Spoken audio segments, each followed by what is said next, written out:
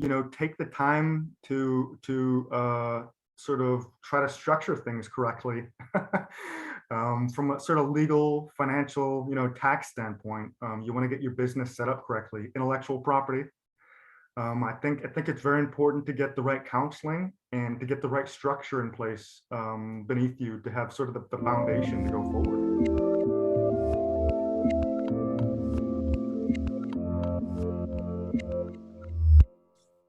Hey everyone, this is Devin Miller here with another episode of The Inventive Journey. I'm your host, Devin Miller, the serial entrepreneur that's grown several startups into 7- and 8-figure businesses, as well as the founder and CEO of Miller IP Law, where he helps startups and small businesses with their patents and trademarks. If you ever need help with yours, just go to strategymeeting.com, grab some time with us to chat. Now, today we have another great guest on the podcast, Nick Zotos. And Nick is a bit of a kindred spirit in the sense that he identifies as a reforming attorney. So at least we have a overlap of being an attorney. I haven't reformed yet. I'm still maybe in the process of reforming, but at the beginning of his journey. So always wanted to be an entrepreneur and grew up was the first generation of his family to go to college. And during that period, he switched between a couple of majors. And then also went to law school and went into business law, I believe, because he didn't want to be a litigator. And I'm right there with him. I wouldn't want to be a litigator either. And practiced law for about 15 years, primarily in tax law. Worked for a few different law firms during that period of time. I worked with managing wealth for a lot of wealthy individuals, and was always interested in real estate, partially because a lot of his clients had real estate holdings. Then he moved to North Carolina. Decided to start a real estate investing firm, which is what he's doing now. So with that much as an introduction, welcome on the podcast, Nick. Thank you, Devin. Thanks for having me. That was a pretty comprehensive introduction there. I'm not sure there's much left for me to cover. I think you got it all. All right. Well, I'm glad that I could take everybody's lives and condense it into 30 seconds. And that's the totality of their life. You did. Your sound bit me. I'm a soundbite now. That's right. So why don't we now unpack that journey just a bit? So let's go back a bit in time and kind of growing up wanting to be an entrepreneur and how your journey got started there. Yeah, no, I think growing up, I didn't even know that being an entrepreneur was an option. I think that, I sort of came from a working class background, and, I think the conventional wisdom was, you just go to school and get a good job and, live happily ever after. So, that was sort of my orientation growing up. And, I think it took me a while to really sort of find my sea legs in sort of the entrepreneurship sea, if you will. So, I went to college and, kind of knew what I didn't want to do. So I floundered around a little bit in college. I was one of those folks that sort of changed my major 4 or 5 times. I ended up being a super senior, double majoring. I kind of wanted to try everything, except grow up and get a real job. So that was kind of my college experience. And, I kind of... Oh, just out of curiosity, what did you major in or double major in when you finally did graduate? Economics and sociology. So the social sciences always kind of appealed to me. So I think that sort of is a good foundation for going into the legal practice. As good as any. Why not? I think it's a great background. So now you're saying, okay, coming out of, doing the undergraduate, kind of figuring out what you wanted to do, switch between a few different majors and finally landed on those. And you're saying now when you're coming out of there, where you're saying, hey, I know that I want to be an attorney, I want to go to law school and I want to go down that path, or did that come later? Or kind of what made you decide to go down the law school route? Yeah, it was kind of more of the, well, I know what I don't want to do, so why don't I try this, because I think I can do it. I didn't really think of that as an option, I think, until really towards the end of my college career. And I had a friend who one day was just saying, I'm studying for the LSAT. And I was like, what's that? And he's like, oh, that's the test you need to get into law school. And I was like, oh, law school. Ah, that sounds interesting. Yeah, why don't I take that? Why don't I, it was just kind of on a whim, but once I decided on it, I'm the type of person that is like, I'm 110% ahead. So I'm like, I'm going to do that. And then I'm like a freight train, I just like that's all I do. I get tunnel vision. So I just decided, and I was like, that's what I'm going to do. I think, it was around 2002 or so. So we were at or sort of in the middle of the dot-com bubble. For those who are sort of from that generation, they remember where there was the internet became a commodity in the financial markets. And then, overnight, it sort of became not a commodity. A lot of the bubble popped. And a lot of these startups failed. And then along with that, there was these accounting scandals. So it was a very kind of turbulent time in the economy and the job market. And, around that time, 2002, 2003, it was really not a good time to be graduating. I mean, the 90s were a booming economy. So it was just, all you have to do is go to college and you're guaranteed a job. And then I went from that until, hey, nobody's hiring, because we're in the first recession, in the past 12 years or whatever. So, so a lot of people went back to school, and I went to law school. No, and I think that makes sense. And I came a little bit. I was right after you'd had the housing crash, and that didn't quite hit me, but a few of the years before me with lawyers that were graduating kind of had that same thing of they're coming out of law school right as or after the housing crash and trying to find jobs, and they were more scarce, and they were trying to figure out, do I try to do more schooling or what do I do? And luckily, by the time I graduated, it subsided a lot, and it made it a much easier thing. But kind of that similar to the dot-com boom and people going back to school. A lot of the people that I was in school with were of that, that took that same approach. So now you're coming out of law school, say, okay, I'm going to be an attorney. I'm all in, going to go and do law school. And you came out. And I think when we chatted a bit before, you didn't want to be a litigator, or that wasn't of interest. And I don't want to be a litigator. We have other litigators here at the office, but it's just not the lifestyle of what I want to do. And so I definitely get that. You just kind of know what your personality and you're acclimated to do. I mean, I was, I really enjoyed economics and statistics. And I had a professor in law school who really sort of steered me towards tax law.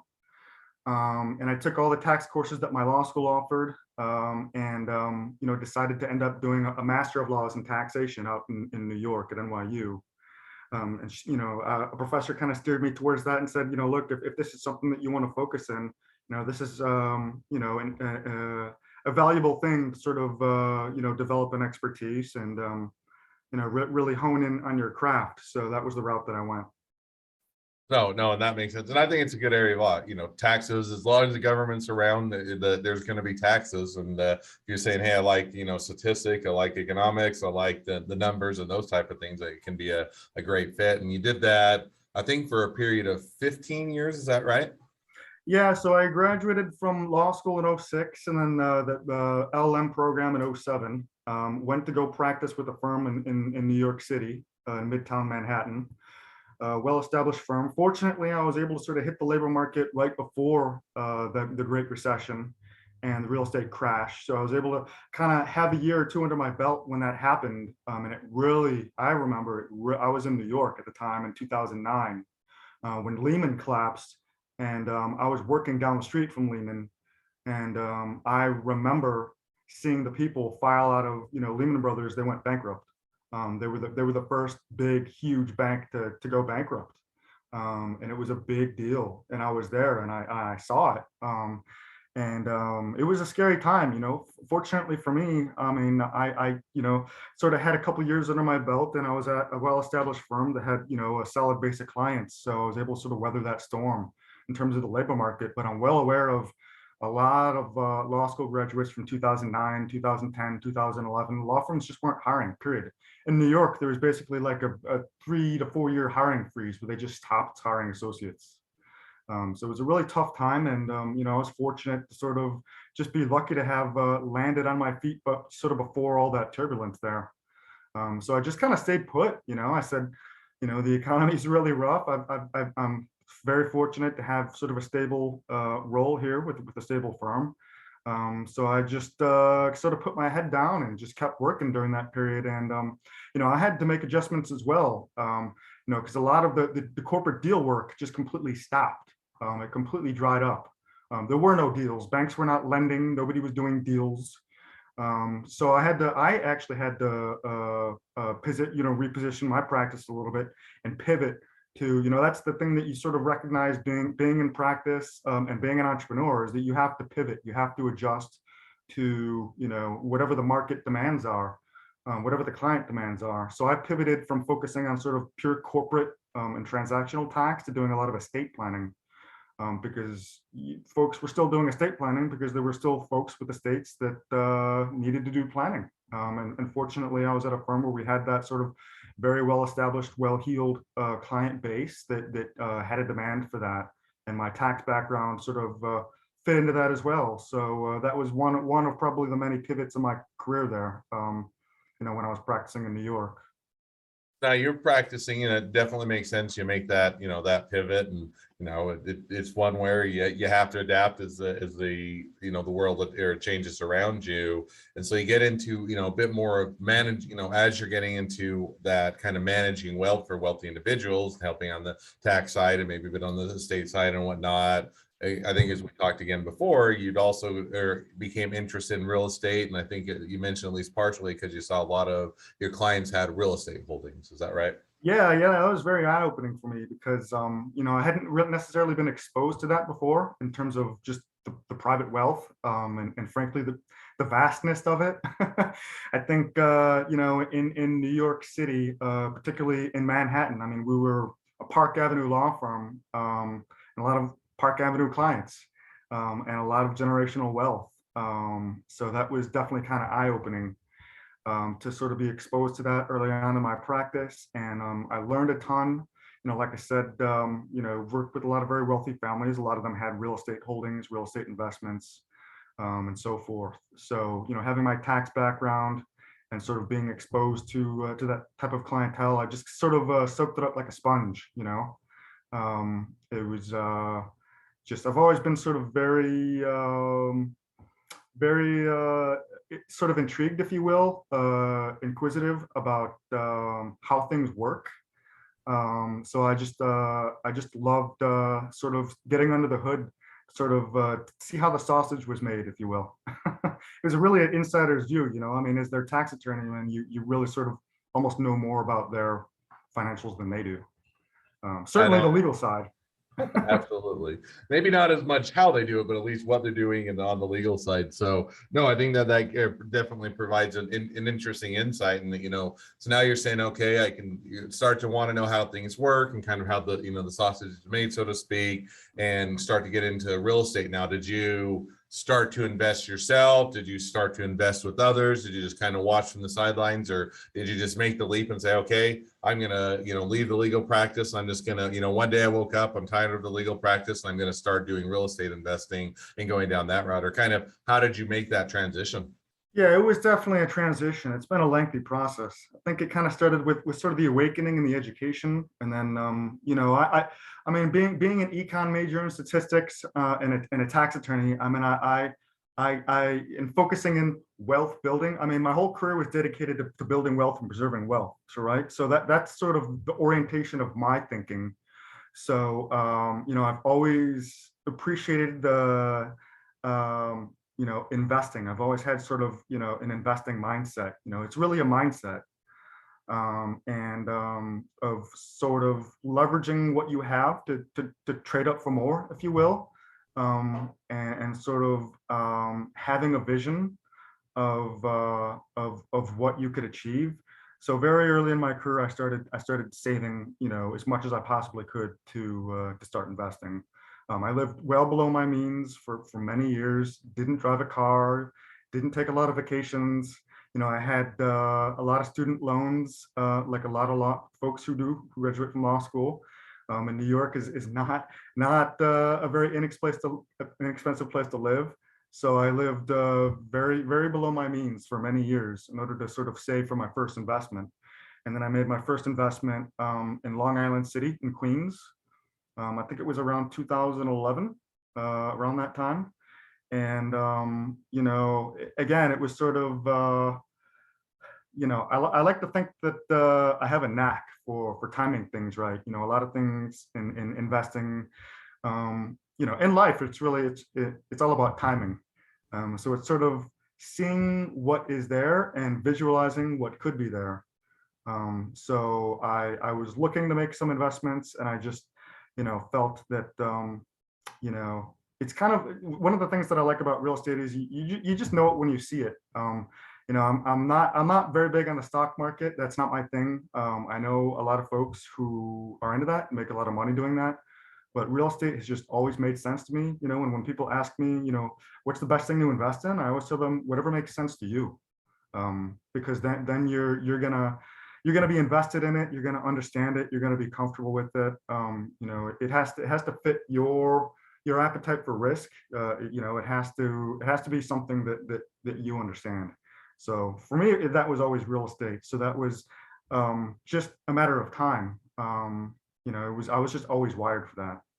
No, and I think that I like the idea of you invest in something you understand. In other words, don't go off, as an example, while I understand cryptocurrency to a degree, I understand, I have several clients that work on it. I don't understand it from the sense that right now it doesn't seem to be used as a currency. It just seems to be a asset that people keep investing in, but I don't understand what use it's ever going to have. It's not like a company that makes something. It's not like something that's a currency that's traded. And so because I'm not saying that it may not be the best thing and it may not make a whole lot of sense for people that are investing in it, but because I don't understand it, I don't want to invest in it because I don't want to invest in something I don't understand. And I like the idea of the deals that you're going to invest in and things you're going to do, make sure you understand them. And that seems like it took you in a direction that was beneficial. And so you save up and you say, okay, I'm going to, start investing in real estate. And was that before or after you moved to North Carolina? That was before. So that was in New York. Like I said, that was in Long Island City, Queens, which is an area that has really developed in an explosive way since then. So like I said, I sort of got in at the right time, when we were sort of still in the recession. And it turned out to be just wonderful timing. So now you say you get So it. So you get into it. You say, okay, you start out in doing it near Queens, and then what prompted the move to North Carolina? well, it was personal and professional. I think it was just time for a change. And I was looking to settle down and start a family, and also I knew that I had the entrepreneurial itch and that I wanted to do real estate, and that New York City was probably not going to be the easiest place to start that career Or inexpensive place to start. for many reasons. Right. So I made the change. It's kind of an interesting story. Actually just got in the car and drove down to North Carolina and drove down to Charlotte, and was kind of got off the expressway, and actually saw a house, an open house that was for sale, and toured the house, and my wife and I kind of looked at each other and said, oh, this is really, really quaint. We could see ourselves living here. And then fast forward, it was just a matter of months later, I had gotten an offer for a law firm down here, and we moved down here and actually purchased a house down the street from that open house that we viewed. So it all happened rather quickly, but I just feel like when you put the energy behind it, that it's not necessarily coincidental that there's momentum building up behind things behind the scenes that you don't necessarily see, and then it happens. So that, yeah, it was very quick. Now you said now you moved, it was quick, you found the house, it all worked out, those type of things, which all makes sense. Now, are you still, you mentioned the law firm as you moved down, so you still working for a law firm? Is that part of it, or you moved completely into real estate investing and doing that as a firm? Or kind of how did you, as you moved down in, get settled in, kind of figure out what you're gonna do? Where did you land up, or kind of where are you at today? Yeah, so that's an interesting story as well. So when I came down here, I was really focused on I had family and financial obligations, and really focused on sort of building up a practice.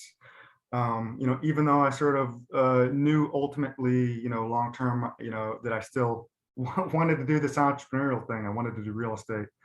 Went from a law firm, went to an accounting firm, and sort of never gave up on that thread.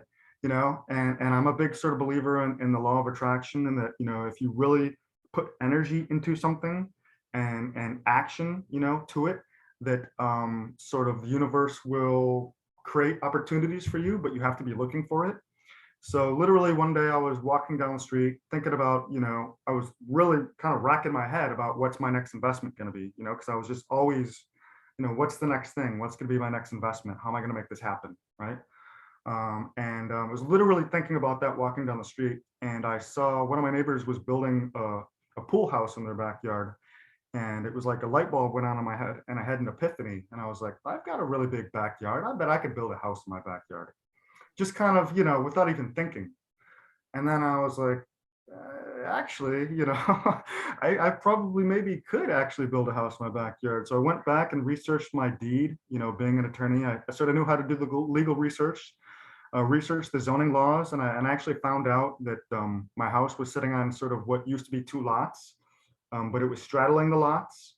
So on its face, it looked like that I'd have to demolish the house in order to sort of build anything.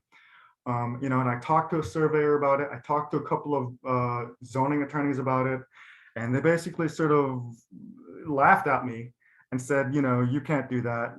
You've got to demolish it. And sort of, I'm the type of person that if you sort of tell me what I can't do, then I'm gonna kind of make it a point to do it. So I kind of rolled up my sleeves and said, well, in my day job, I'm pretty good at reading code. I'd call myself a professional code reader. I rolled up my sleeves and learned the zoning law, and learned about all the setback requirements, the volume requirements, the density requirements, all the zoning laws, and basically figured out that there was a way that I could sort of reorient my lot and subdivide it in a way that I could create a buildable lot. But there was one last hurdle that I had to clear, and there was a porch on the old house that was basically in one of the setbacks, but there was an exception for one of the setbacks. There was a chimney inside of the porch that basically was considered part of the house, not the porch, that didn't meet the exception. This is just how deep I had to go into the zoning code. There was one point where I was literally crawling around outside in the bushes, like taking measurements, like to do the survey myself, basically, because no surveyor would do it because I thought it was ridiculous. That's how deep I went into the zoning code. So basically, it came down to this one measurement that I needed to clear in order to get the zoning approval. So I found a surveyor who's willing to do it, and he's like, you got a lot of zoning problems. And I was like, I know. Don't worry about it. Let me take care of that. You just draw it up. So he drew it up, and basically I found out that the chimney, it ended up clearing the setback by, it was literally a fraction of an inch, a fraction of an inch. So I took it to the zoning people, and they said, congratulations, you can basically do this crazy project where you're building a house in your backyard. So that's what I did. And from that point on, the rest was sort of the easy part, if you will. The hard part was getting all the approvals through the zoning. So that was a very interesting process. So kind of going through that as my very first, and then, by the way, I was doing this all while I was working, a very demanding full-time job. I mean, I was working in public accounting for a Big Four firm, which is not a 9-to-5 job. So this was, what I was doing on in my spare time, basically late nights and weekends. So I did all this entire project from start to finish in less than 2 years.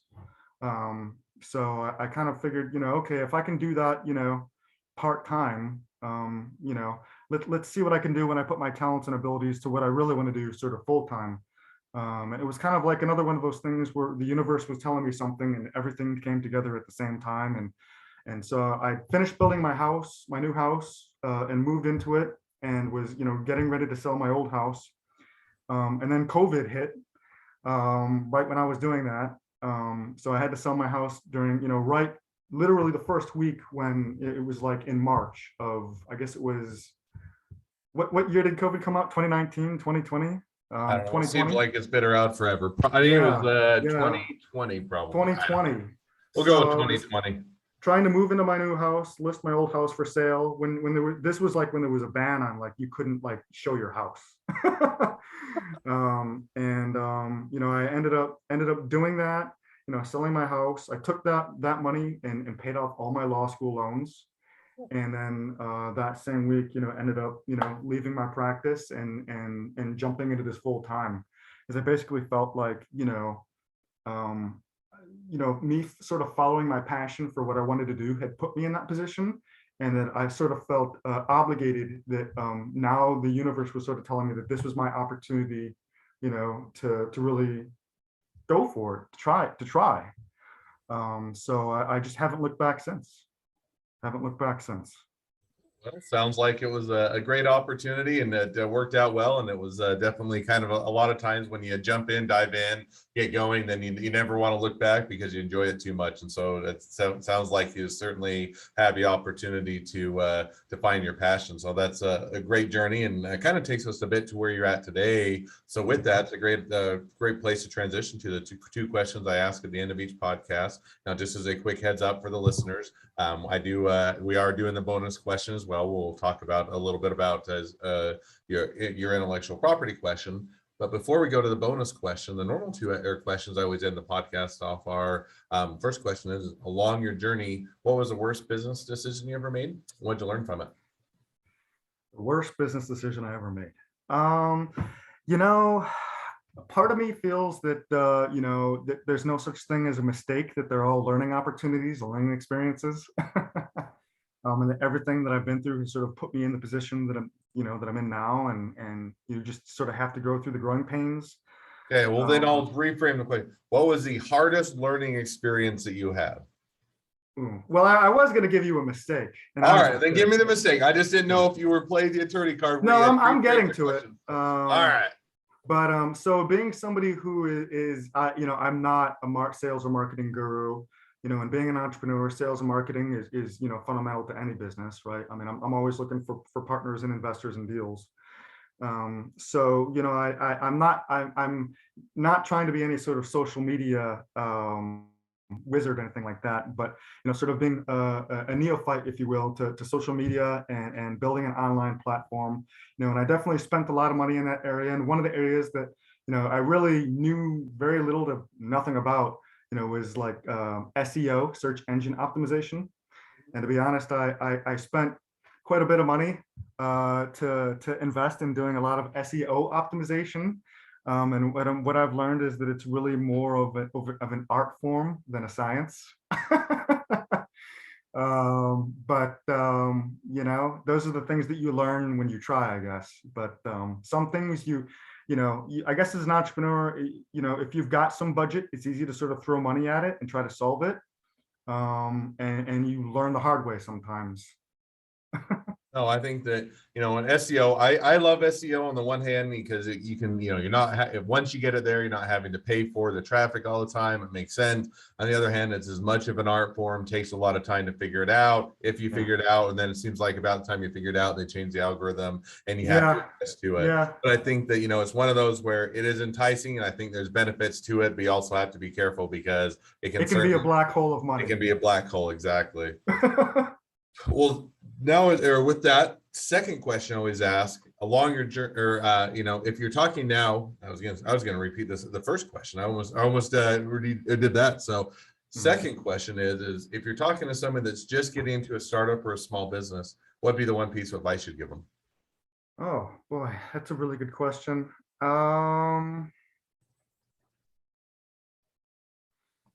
Gee, I guess I'm biased. I'm partial. I mean, I guess I would say, take the time to sort of try to structure things correctly, from a sort of legal, financial, tax standpoint. You want to get your business set up correctly. Intellectual property.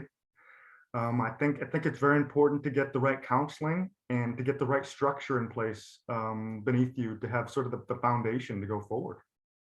No, and I think it's a good takeaway. And a lot of times, you get excited with the business, you want to get started on it, and you always want to dive into the fun or exciting parts. You want to get the logo, you want to get the business card, you want to get the website up, which are all important. So don't get me wrong. Everybody it's always fun to get the logo, business cards. I don't know if I love quite as much, but the website and other things. But I think getting a lot of that foundation in place before you dive in can make it a much better experience and can avoid a lot of the issues. So I think that's like a great takeaway.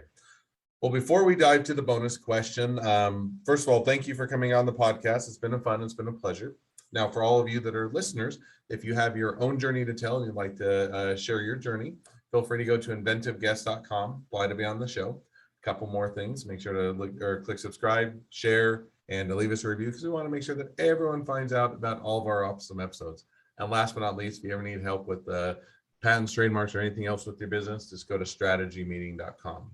Now I flipped it and I've been messing up on the end of the podcast today, so I'll have to repent sometime, but I didn't give you an opportunity. If people want to reach out to you, if they want to be an investor, they want to be a customer or client, maybe on the tax side, they still have some questions and they think that you're going to be awesome, or they want to pick your brain, they want to be an employee, they want to be an investor, they want to be your next best friend, any or all of the above. What's the best way to reach out to you, contact you, find out more? My website, it's www.newlevelinvestments.net. So yeah, All right. go check it out. I try to keep it updated with content. You know, like I said, I'm not a social media maven yet, but I definitely, you know, I try to update it with videos, content. Just, you know, I always try to bring value to people. I always try to, you know, even if they don't end up working with me, you know, I think, you know, what I do is very relationship driven, you know, so I'm very focused on building relationships. I view investors like my clients. You know, I've always in my practice, I was very focused on building relationships. It wasn't about the deal. It's always about the relationship, because if you have that trust, then you know that when they have a legal issue, when they want to invest, you know who they're going to go back to. The people want to work with who they like, know, and trust. So, you know, I'm not about selling a deal. You know, if I'm always happy to talk about, you know, real estate investing or any questions that people have. I'm always available and out there. Awesome. Well, I definitely encourage people to check out the website, reach out, and definitely make that connection. So with that, we will transition right now to the bonus question. So it's always kind of fun. We get to talk about your journey, talk about the mistakes you made, talk about the advice you have, and then we shift a bit of gears and talk a little about something that I'm certainly passionate about, which is on the intellectual property side. So with that, turn the bonus question over to you to ask, what's your top intellectual property question? Yeah, I've actually had this question on my list for a while. So, and you're the right person to ask. It's All right. how do I know if or when that I should, you know, trademark my brand, my business, my logo? You know, what are some of the considerations that go into that? You know, that's Yeah, been something that's been on my it's a mind, good and I'm sure a lot of your question. listeners.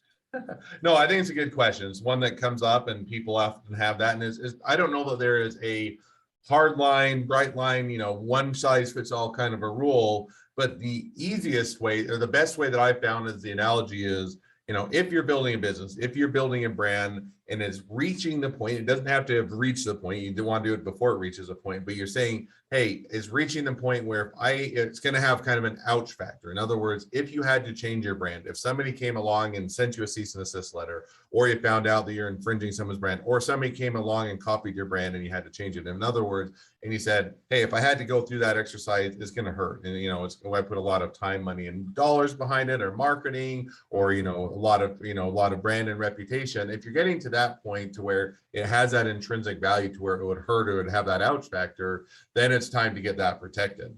But on the other hand, you're saying, hey, you know, well, if I had to change it, yeah, it wouldn't be fun, but it wouldn't be that big of a deal. I just choose a new name, maybe get a newer URL, and away I go. Then you probably haven't reached that point to where it has enough value that you're thinking of protecting it. So that's probably kind of the best kind of rule of thumb is if you're getting to a point that if you had to change it, it would have an ouch factor on your business and it would be, you know, and have an impact, then you want to protect it because it has that value. If it doesn't have that value yet, doesn't mean you won't have it in the future, but you can hold off. Now, doesn't mean you can't do it earlier. If you want to do it earlier the better. In most things legal, especially with intellectual property, early, you know, earlier is always better than late. But if you're saying, hey, you know, if you're a lot of startups, a lot of businesses, you always have more things to spend money on than money to spend. That's kind of the best rule of thumb that I've found. Okay, good practical advice. All right. Well, with that, appreciate the question. Always fun to talk a little bit about trademarks. We'll go ahead and wrap up this episode. So thank you again, Nick, for coming on the podcast. It's been a pleasure, and wish you the next leg of your journey even better than the last. Thanks for having me. It's been a pleasure.